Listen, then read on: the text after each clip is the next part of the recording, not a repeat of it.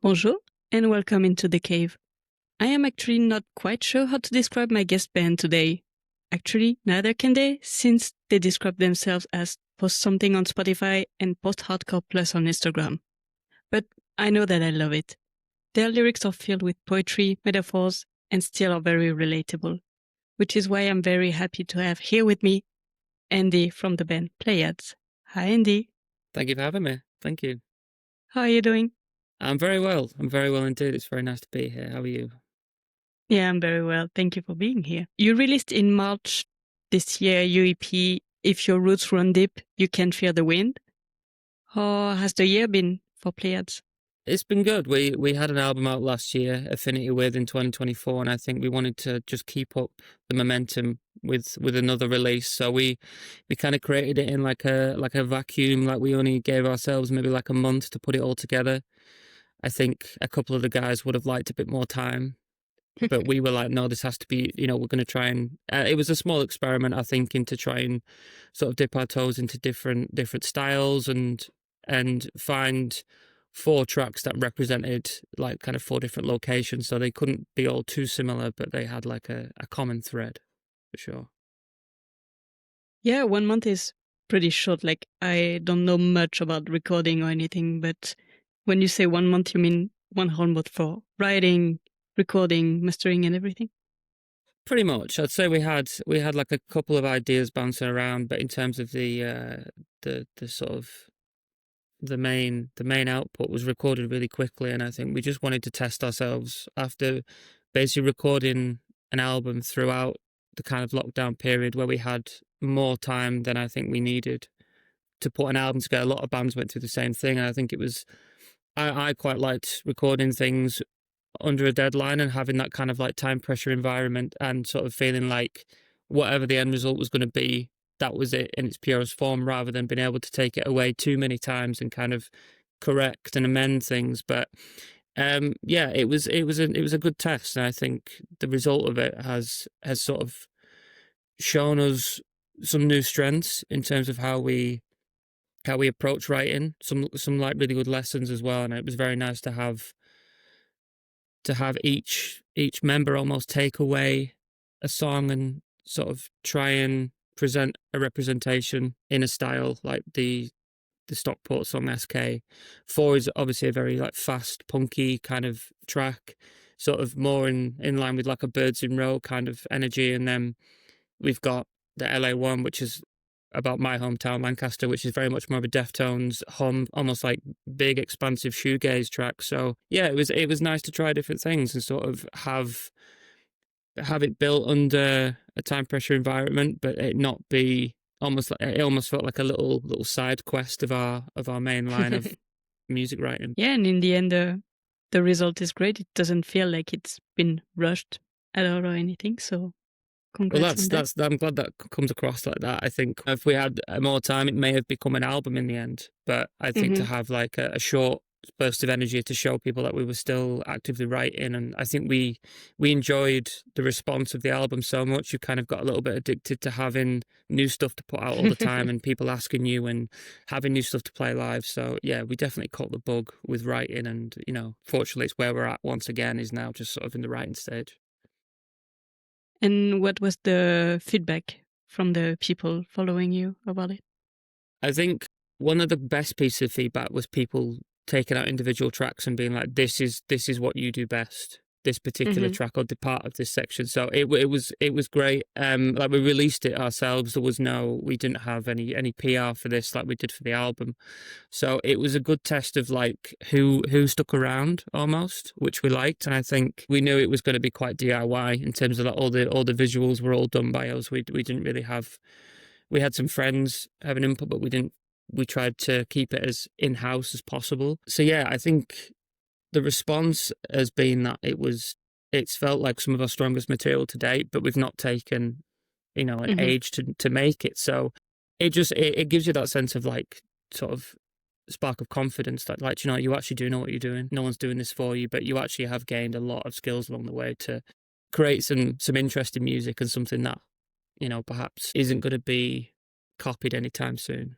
We're going to talk about it a bit later, but first we are going back to your album affinity with, and with the song No Living Thing, which is the first song you wanted to talk about. Yeah, for sure. And with the line, I'm caught on the claw of a single thought, and it's keeping me in all of the space I've realigned. Yeah, so this particular track it's the longest one on the album. It's actually the closing track, and it's always felt like it could only ever be at the end of the album. So I think it's past 6 or 7 minutes, and we play it last live every single time ever since it's been out, and it's been something which we're very proud of. It's a huge sprawling song. It covers lots of different sort of emo, post-hardcore, post-rock. But it's a spoken word as well, and the line that for me personifies the message is about the care of another and watching someone, especially a parent, go through sort of physical changes through their own behavior and having them conflicting emotions of your love for someone, but also feeling like you are a victim yourself of someone else's behavior and how it has affected them and a whole family dynamic. Like, it's not about me personally, it's about someone who I know very well, who has watched a very difficult scenario play out in a partly very preventable way. And I'm not 100% certain he knows, so I may have a conversation with him after this. But yeah, for me, it's always been a track that's kind of personified what I think we want to hear from ourselves, and that is a big, huge, expansive track, perhaps a bit more post-rock and post-metal in structure, but with all the kind of heart and soul of emo and post-hardcore that we kind of really love. Like, the chorus has always been a really important part of it, and our bass player Josh is a much better singer than I am, annoyingly so, and he's able to craft a melody out of thin air, and he leaves the lyrics to me, which I'm very grateful for. But yeah, the line I'm caught on a single thought is just kind of, you're caught in this mental purgatory of your own actions and your own lifestyle and behavior that's resulted in you kind of becoming, I guess, nothing more than the physical form and not really having anything not to live for, but to almost like you are a shell of your former self. And having seen it almost third hand through a friend, it was something which I was thinking about a lot, and I wanted to put it down on paper, and it's become. I'm very happy to have it forever, in terms of like the track is a very important one to me. And I think when I read it back, I think even when I was presenting the lyrics to you, I was like, this is actually, like, I'm actually really, really proud of this. And I feel very proud every time. And I think you look back at your own words and you're not always sure what you meant at the time. But then when you read it a couple of years later, I was like, yeah, God, I had it actually pretty spot on there. And so, just so to make sure I understand, is the single thought what used to be before, like the space you've realigned so that you needed to adapt in your caught between? I think it's that as you begin to lose your cognitive functions, the ability to move from one thought to another, like you would get caught on a very simple idea or a very simple thought, and almost like you would keep forgetting over and over what it is you were trying to do next.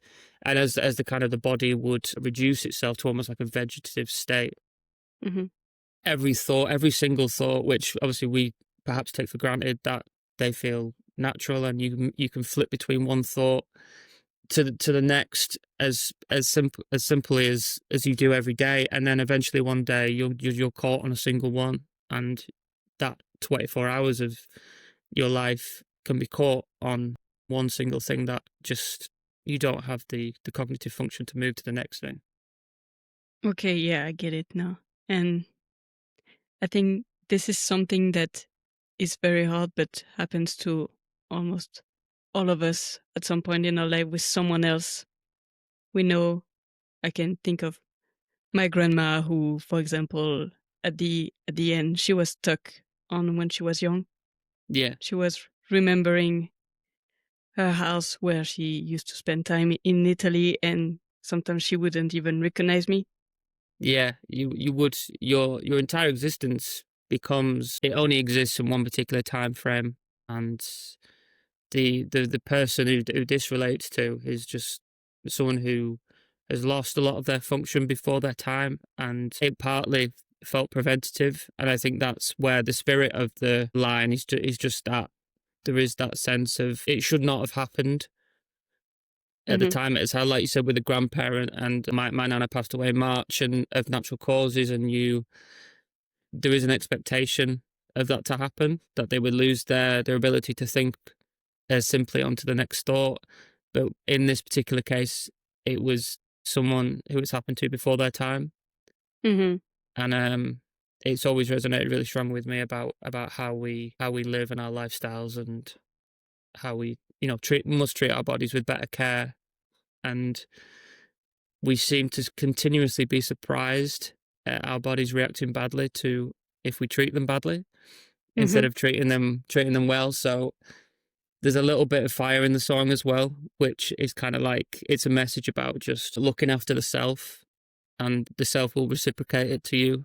Is it something that you've always been aware of consciously, or is this thing happening to your friend like really made you realize this? And yeah, I think it's someone I've been who's been part of my life since I can remember, and the person who it has happened to has been a big part of my life as well. And it's something which, as I get older, like I'm 34 now, and as my parents become the grandparents and I become like my parents' age, if that makes sense, it's a thought I keep with every day, and I try to keep it at the forefront of my mind, of that we are, like, physically not invincible as we get older. I want to maintain a certain level of sort of physical spark, and not fall through the pitfalls that I see people do. It sits at the forefront of my mind, not to live in fear, but not to squander health and squander opportunity through sort of destructive habits, for sure. yeah, and to say to yourself in the end, oh, I should have done absolutely. that. Yeah, have the regret of that. And using other people's lifestyles, I don't want it to happen to them, but if they choose a path and you see their destructive habits and how it results in later life, like, you have the opportunity to make the changes, and you have the opportunity to not live that way, because you've seen living examples of how bad it can go. So yeah, I like to keep conscious. I also like to tell I have nephews now who are 10 and 5, and I like to think I'm someone that they can speak to, and I can obviously tell them about stuff I've seen, and just be able to teach a lesson rather than just be taught now. And it's great that you can be an example for them, because at this age they mostly learn by example and not by telling them also. Yeah, their perspective is quite sheltered, as they should be, as when they're that young. And I want to live by example. I don't just want to like do as I say, not as I do. I want to be seen as someone who makes good choices, and good things happen, and that can be down to the very small personal habits that you do every day. And this in particular was just one example that has just like been a continuous source of almost like shock of how things can regress to a level where every thought can take all day, rather than it just be like instinct and natural. Like, it's watch someone struggle putting two thoughts together is something which kind of still shocks me every time I hear about it. And also at the end of the song you repeat quite a few times, is apathy the only kind of love? Do I have it right? So yeah, that empathy is that, obviously, like, whether it's the love of a parent or a love of someone who you love unconditionally, but to see someone perhaps through their own habits accelerate aging, accelerate their kind of decline. For me, it created kind of a conflict. Your love for someone isn't always unconditional if you feel like they could have done something about it, that they are taking themselves away from you because of things that they have done. It was something, sort of a play on just how the complications of unconditional love, I guess. And I've probably put myself in his shoes, and trying to put myself in his mindset, and what I would be thinking if I was in his position. Like, I would perhaps have very conflicting feelings about my love had changed for that person. I would still love them, but perhaps it would be a little tainted and a little like fractured, I guess. Yeah, but also I can imagine that you feel conflicted and all of these kind of things because you love that person and because you care. Because if Yeah. you wouldn't care, it just wouldn't be a problem. Yeah, it would just evaporate and you wouldn't have any sense of like duty, of love and care. Yeah, I guess empathy is the only kind of love. It's become a bit of a motto for the track, and it's something that I feel like when I play live, like it has an extra sense of intensity I'm gonna say sing it, when I scream it probably, but yeah, it's powerful. I can't imagine a day when we don't play it live and it doesn't become this thing that kind of I'd like it to be the last thing people hear of us, is that line. Like it's particularly powerful. Mm-hmm. Another line that I really like in this song is "No living thing lives without a shell, but the shell alone is no living thing." Can you tell us a bit more about this line? It kind of follows along the lines about the physical form, that like you are not entitled to a life just because you are physically there. Like your shell needs to be filled with goodness. It needs to be filled with a lot of different things to make it function. And I feel like the kind of the abuse of the human form, like ourselves, and how we kind of we do think we are invincible to a certain point until it's too late.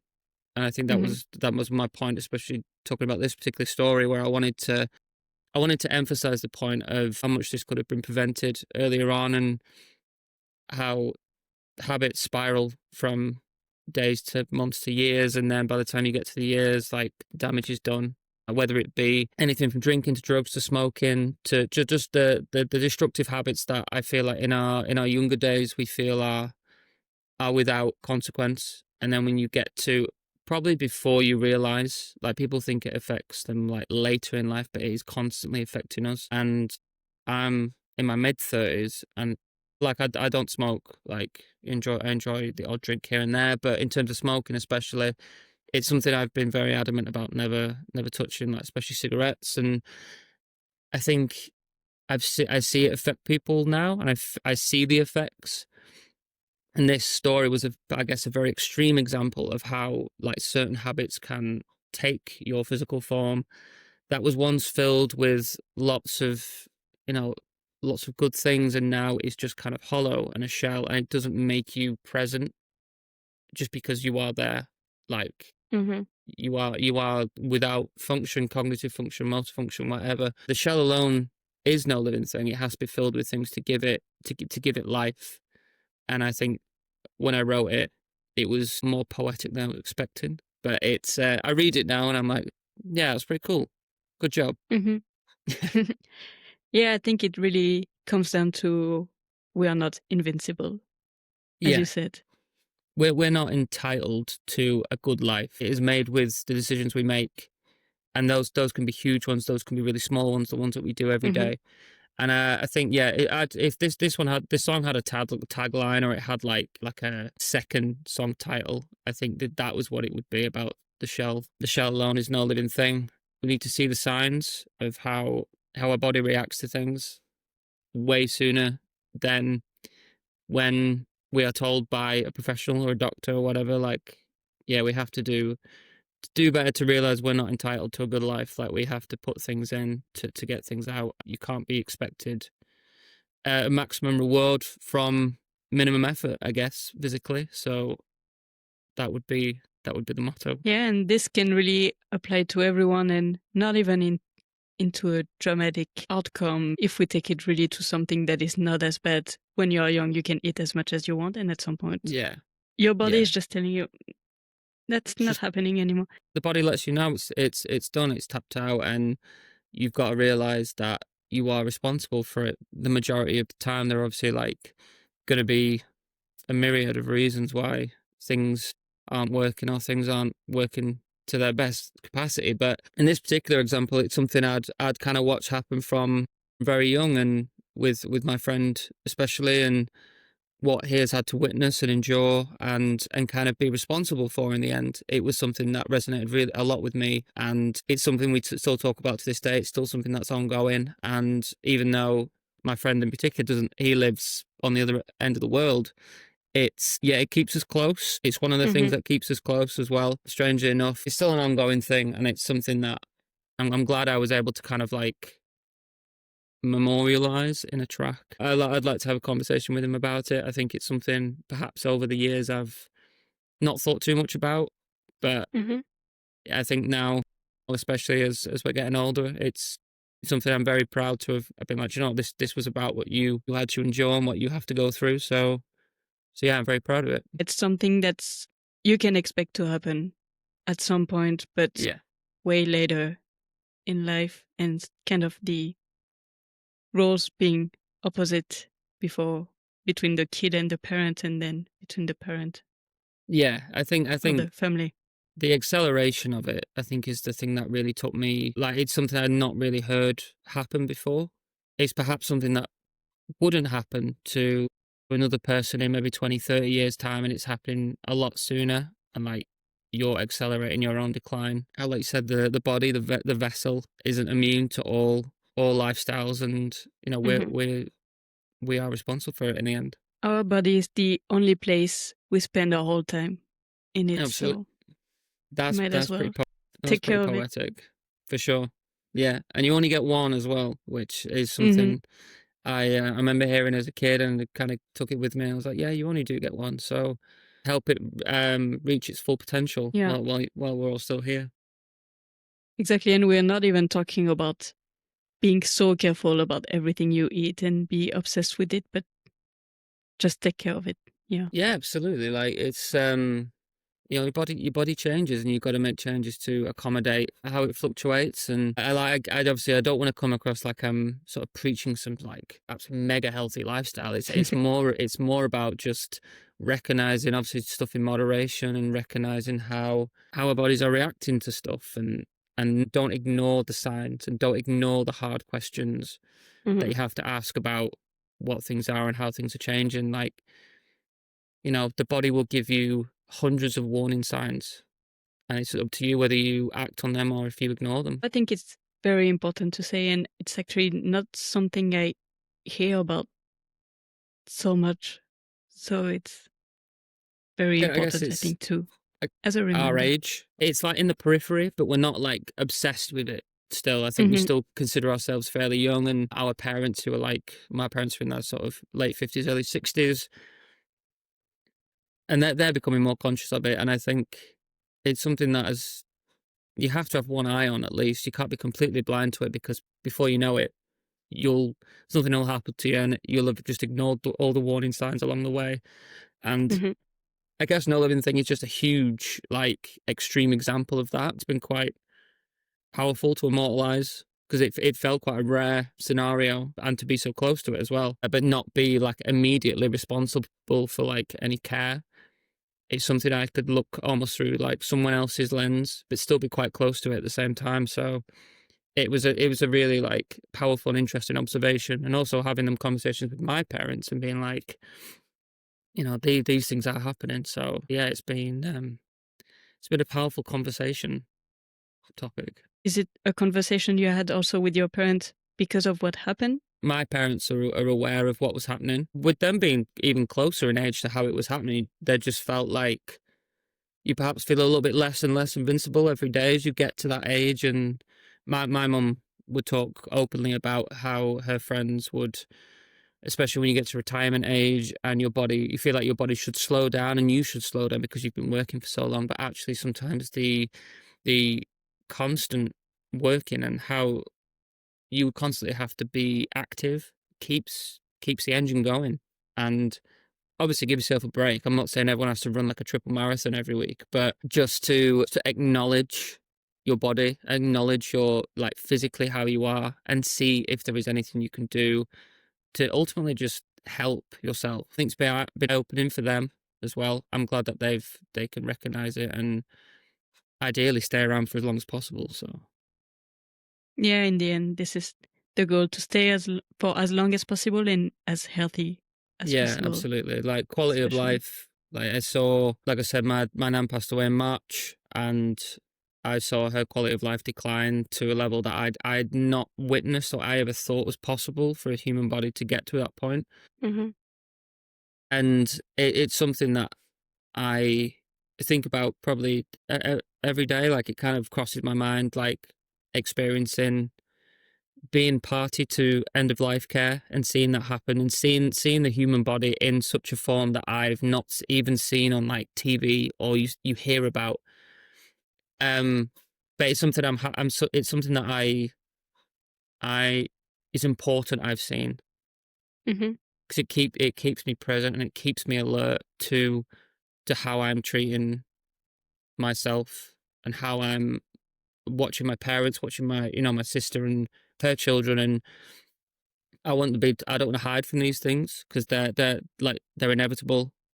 But it's how quickly or slowly it gets to you, or it gets to those around you, and you want to be available to help. You want to be available to enjoy and celebrate and do all the great things that we can do. So yeah, it's tough conversations, but also and tough conversation, tough experiences, but stuff that like there are great lessons to carry into the times that are going to be good times, basically.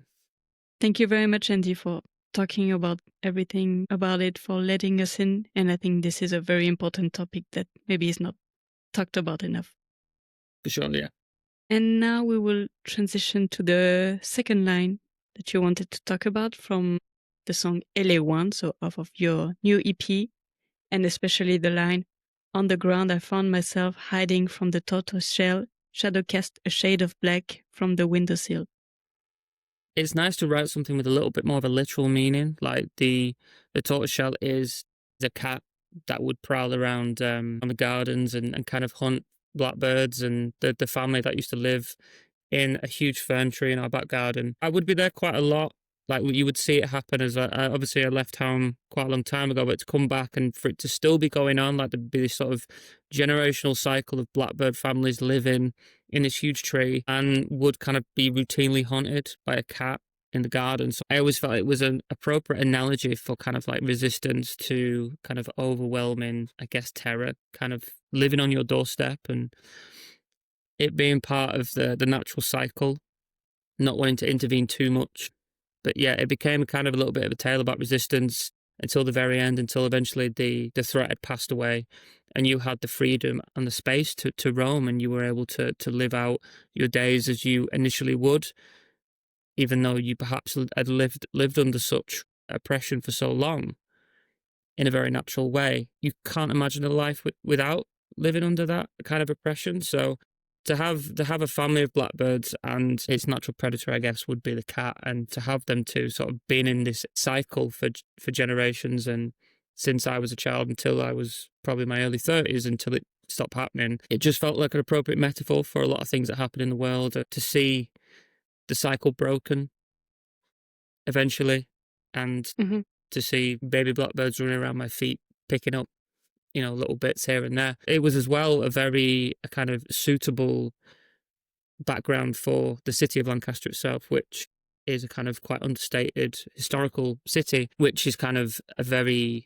tranquil place, a very natural place, and I think has shaped me in ways that I perhaps don't appreciate. If I'd have perhaps been brought up in Manchester or brought up in a big city, it sort of always felt like a very safe place to go. It was a very welcoming place and quite an unassuming place to be.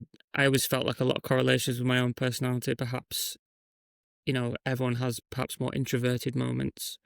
So it always felt like a suitable backdrop for how I was raised by my family and my surroundings, and the people I keep close to me.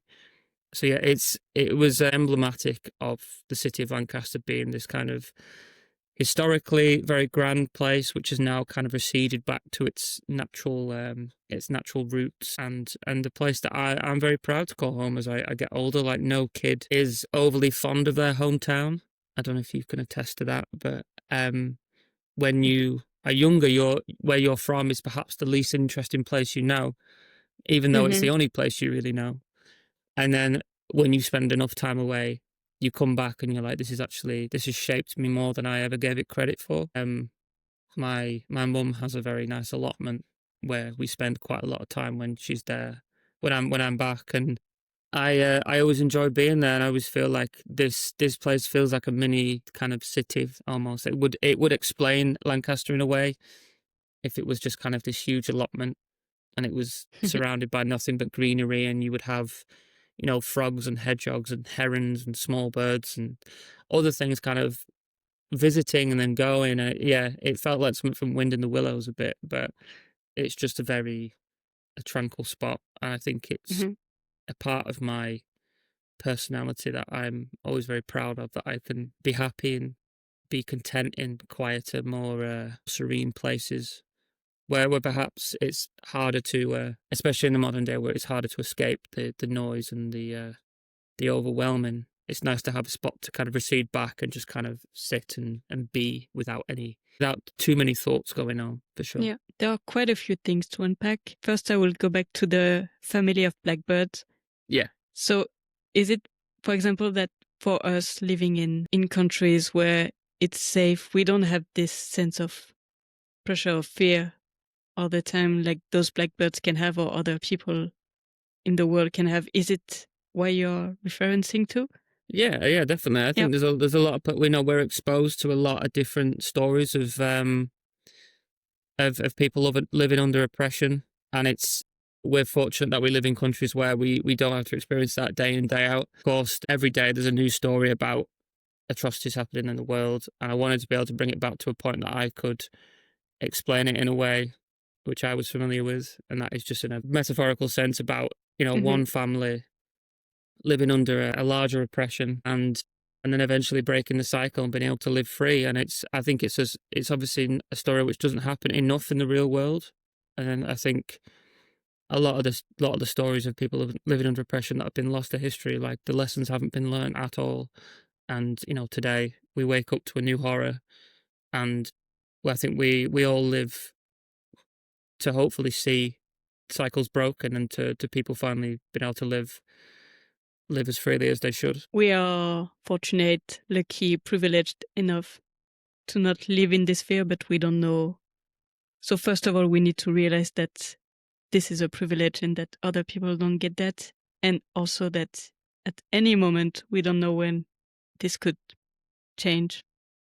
Yeah, and you just have to be aware of other people's struggles, I guess, and just be able to read and understand and always be trying to ingest knowledge. I always like to try and read about as many different cultures and scenarios as possible, just to give a greater breadth of perspective.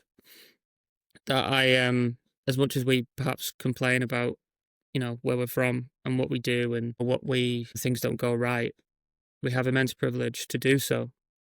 Mm-hmm. We get to do it from the freedom of our uninterrupted homes. We get to do it with technologies and freedoms that other people don't have. So yeah, I wanted to perhaps touch on something a little bit more current and a bit less sort of historical, like a little bit less metaphorical even. Sorry, because I've on affinity with, like, I wrote a lot about history on a lot of the tracks, and I felt in the modern day we're waking up to a new horror every day, and I wanted to make sure that I was keeping in touch with that, and I wasn't losing sight of how we are fortunate. I do have a great sense of gratitude for how I live, and even though there are tough days where you perhaps don't want to do the things you have to do, we do it with immense freedom and immense privilege. And especially lately in England, there have been quite a few protests against migrants. And is it also something related to that? I think a lot of people live in a lot of fear, and I think a lot of the issues aren't with people coming over. It's a matter of people who live with immense wealth, and it's easy to blame people who have nothing. Mm-hmm. And I think people don't want to blame those who have everything, because I guess they've kind of been blinded by what information they ingest. All it does is create division between good people. The people who are stoking division, they gain from it, really. And we have to make sure that we aren't blaming those who have nothing. Like you said, if anything can change at one moment, if we all had to leave where we were from and go somewhere else that was safer, we would stop at nothing to do so. And I think the the conversation starts to get twisted and people don't know what's true information and what's false. So yeah, it wasn't really about anything to do with England per se. I think the conversation, especially around the whole of Europe as well, we're always looking into how politically the spectrum is changing and how, the far right is kind of having a great resurgence off the back of people's fear. People are still suffering. It's usually the people in less fortunate places. And the track itself, I wanted to be emblematic of resistance and breaking cycles, really, on the backdrop of somewhere that's so serene and tranquil to me. Yeah, I wanted to say something that related to my own personal growth, but also my perspective on the wider world as well, through the lens of a story between blackbirds and a house cat, really. Also, you mentioned that this song is about Lancaster, that for you is like a quiet place and where you find peace. Lancaster itself has been something which has it's always felt like a safe place to return. Like, I live in Manchester now, and Manchester's it's where the band is, it's where I work, it's where I guess all the noise is. And then when you want to return to somewhere which feels like a more of a safe haven, the Green family house, because I've got 2 nephews at my sister's house, which are a lot of noise. But I think the city itself has got greener to me as I've got older, like to wander the parks. It's kind of like idyllic paths. It speaks in a way which I wasn't perhaps listening to it enough growing up. I was quite eager to get out and get in somewhere more exciting, and to come back to somewhere like Lancaster and be able to write about it and see it for its strengths and see it for its kind of like calmness. I feel like that's something we spend a lot of time searching for, but perhaps it's always been at home. And we don't always see it like that until much later in life. When you're a kid, also, you have less opportunities to get out of it, and so you don't appreciate it for what it is. And then in the end, when you are grown up and that you can go somewhere else, that's actually when you realize how good it is. It's I mean, you're in a bubble, aren't you, when you're a kid, and like all you know is usually your house and a couple of streets. But when you visit a lot of places and you start to realize what's important to you, and your perspective changes, and you perhaps you're not quite as angry at where you're from, you're not quite as frustrated by it, and you don't feel restricted. Like my nephews grow up there in the places where I grew up, and they go to the same schools as where I went to school.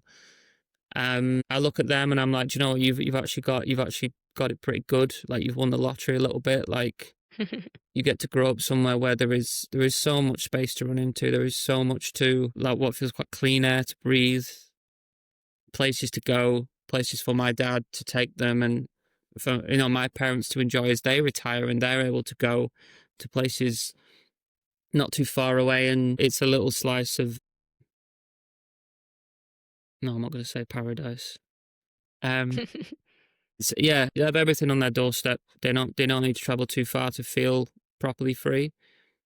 And it's something which has changed my perspective on the town and the city, like, for sure. Like, it's got everything you need to completely be present, I feel, in the modern day, especially if you've spent a lot of time in a big city where everything moves at 1,000,000 miles an hour and you want everything to slow down a bit. Lancaster for me feels like the perfect place. Even as I get older, I'll always champion Lancaster like I never did when I was younger. Yeah, it's very much a celebration of sort of Lancaster's personality, and I hope that comes through in the song as well, as being like a slow, expansive, more of in the style of a Deftones or a Hum, kind of that shoegaze, that spacey kind of expression. I think I wanted to paint that as well. I wanted to hear that and be like, this represents the city really well. It's not a particularly busy place, and there's a lot of space to move around, and the song is that for me. I tried not to overload it with too many words. I wanted each word to be quite powerful and quite not too busy for a track. As a band that has a lot going on in a lot of other tracks, it's probably our simplest track and our most like traditional song, I'd say. And I felt like Lancaster felt like the perfect place for the song to be about, for sure. I can also a bit relate to that. So I'm French and I live in Germany right now. I live in Munich. And where I'm from, there's this rapper who I've never heard someone talk about their city so much. So he talks about the city in at least one song in every album. And he wrote a song that doesn't talk about the city, but knowing that he talks about it makes me think of it. Mm. And he says a line that I think the earth is round because after going around the world, you just want to go home. Yeah. And so it hits a bit more for me because I know which city he's talking about, which is my city. And yeah, you get the reference. Yeah. So it feels a bit like you can see everything, and you don't even need to go around the world and see everything, but you always need your place when you feel at home and quiet. Yeah, you need the spot that makes you feel that slows the rest of the world down. And like you said, it usually is your home, but you don't always know it. It's always felt like a slow place, Lancaster. Like time, I don't know if you have the same in France where you're from, and when you go back, sometimes it feels like it lives in a time capsule where nothing really changes. It's not affected by world events. It feels like the same as it was when you were younger. And Lancaster does feel like that. Like I go back and things feel very much the same. Things do change, but there's a lot of it where I'm like, when you're used to the pace of a bigger city, and then all of a sudden you go back and I'm like, God, nothing's moved at all.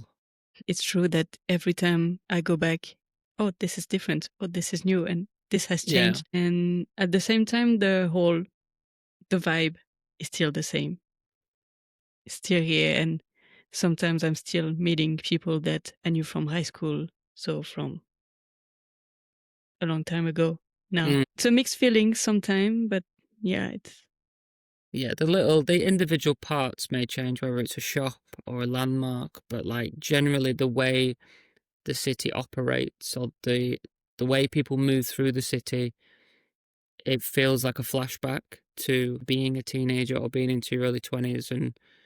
But obviously that's you're almost like projecting your childhood onto the city a bit. Like it probably has changed a lot more, but your perception of it is very much rooted in what you know and what you've experienced. So yeah, hometowns. Well, thank you very much, Andy. We're gonna end on this Lancaster love letter. And it was a very nice conversation to have with you. You as well, thank you very much. And so now what's next for Pleiades? We have 2 shows left in Manchester and Sheffield. Then we are basically going to be away until the spring, just writing. Ideally have the bones or the major organs of a new album ready, and then we can sort of think about what to do next. But after having If Your Roots Run Deep out in March, I think we need to give ourselves a little bit of time just to kind of sit down and reflect, do some more writing, see what we want from it next. We've got some shows lined up for the spring, but until then, I think I want to keep us quiet. I think the other guys are ready to be quiet as well. Just do some good writing, come out with some new material, and yeah, ideally just have a new album and do it all again. Right, then enjoy the quiet, and I'm excited for what's next. Thank you very much. Thank you for having me. Thank you, Andy. So for everyone listening, go listen to Pleiades wherever you listen to music. Also follow them on Instagram for any news. And you can also follow me on Instagram at Into the Cave Pod. Like, subscribe, comment, anything that helps. I will talk to you again next week with a new guest. And meanwhile, be kind to yourself. Bye.